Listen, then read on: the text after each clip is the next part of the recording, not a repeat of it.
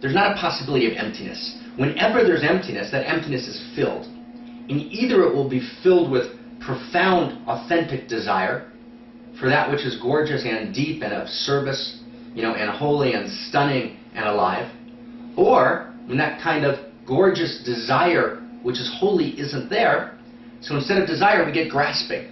Yeah. Instead of desire we get this desperate need, craving to fill up the emptiness, because the human being is really a spiritual being in human form. Yeah.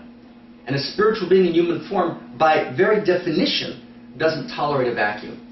So that's really the context maybe for our conversation. Mm-hmm. If the pit's empty, there's no water, says the biblical koan. Explain the great masters, there's no water, meaning there's no spirit. And once there's no spirit, whatever, and here's where Bill was correct, right, back in 1935 in Akron, whatever spirit means to you. But whatever that means to you, if there's no spirit, there's always going to be snakes and scorpions, yeah. which means the road to healing Yes. always has to be to fill up the pit with water. Because if you only work on what we might call the upper right, Yeah. right, the chemical process, Yes. or the neurochemical process, and don't actually fill the pit with water, Yeah.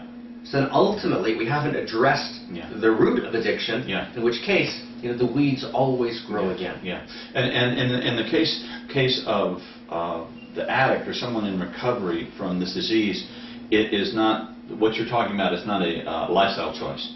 Oh, I will do it if I have time in the day. And one of those exciting things we're working about with addiction is that it is you have to do it. You have to do the practices. So when I'm working with students, it's not like, oh, you can choose to do this meditation. No, we're going to do this meditation. We're going to do this exercise because your life depends on it. And they've been through hell. They've been through the scorpions. And I think that's really wise that there is a vacuum and the light that has to be filled. And I know, since my own practice is deepened, my daily practice that I've also shared with in this integral recovery practice that I've developed, it is that ability to tap into that water on a daily basis.